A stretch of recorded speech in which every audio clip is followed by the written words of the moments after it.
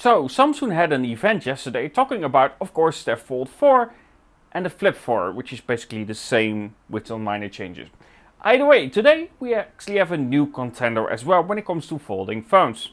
It is actually the Xiaomi Mix Fold 2. This of course is an upgrade compared to what they had before, where their first generation definitely needed some work. But this time when it comes to, of course, the Xiaomi Mix Fold 2, which doesn't feel like a really nice name, but doesn't matter.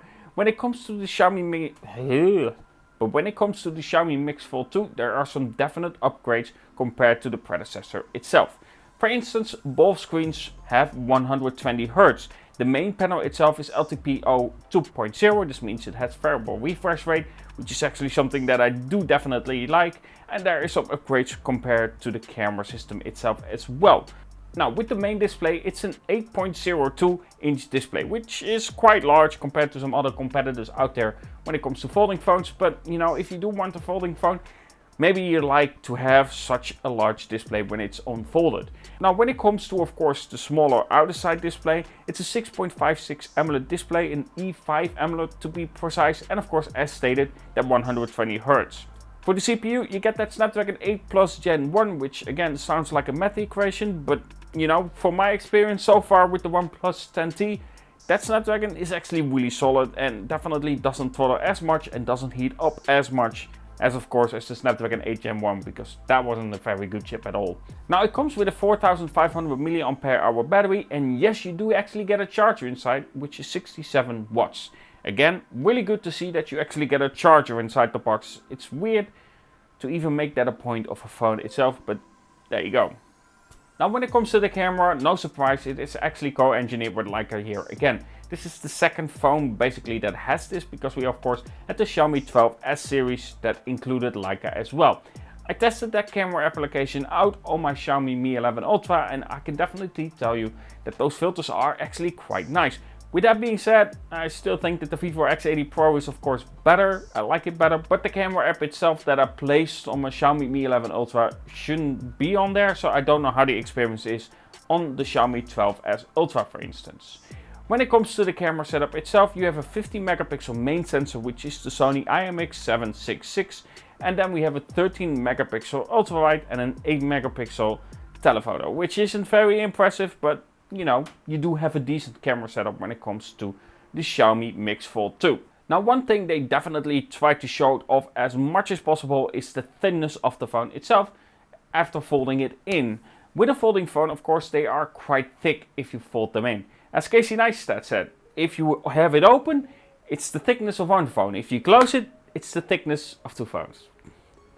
It's quite a fun video. But when it comes to the Xiaomi Mix Fold 2, when it's unfolded, it's actually 5.4 millimeters thick, and when it's folded, 11.2 millimeters. This is definitely quite a bit thinner than some other folding phone competitors out there. And that's something that they really wanted to show off when it comes to the Xiaomi Mix Fold 2, the thinness of the folding phone itself. With the Xiaomi Mix Fold 2, they also engineered a new hinge and a system that allows the glass to be closer, because yes, they have glass integrated. Now don't get me wrong, it's not going to be glass like you have on your normal phone. Don't expect that ever from a folding phone. It's small parts of glass that you will find in the plastic part of the display itself. This allows for more rigidity, but it allows more protection compared to having something purely made out of plastic. But having these small parts of glass in the plastic itself for, of course, your display does allow for a bit more strong feeling in the display itself. It just feels better than having something that is purely made out of plastic. It moves more, and therefore it also feels less protected and also feels less nice to use overall.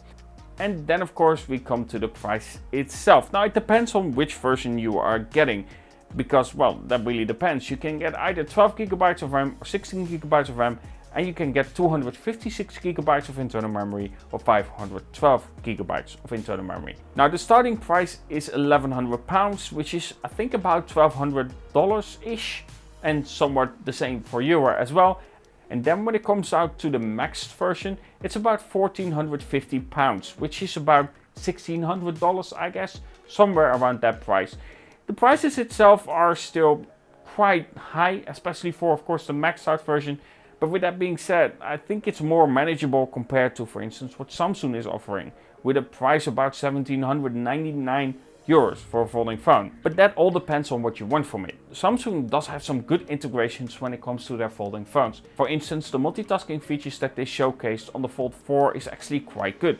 I'm curious to see what Xiaomi does when it comes to the software side of the Xiaomi Mix Fold 2 and what they improve in terms of that. How can they use that full display and utilize it properly for those people who want to buy a phone like this. Either way, let me know what you think about the Xiaomi Mix Fold 2.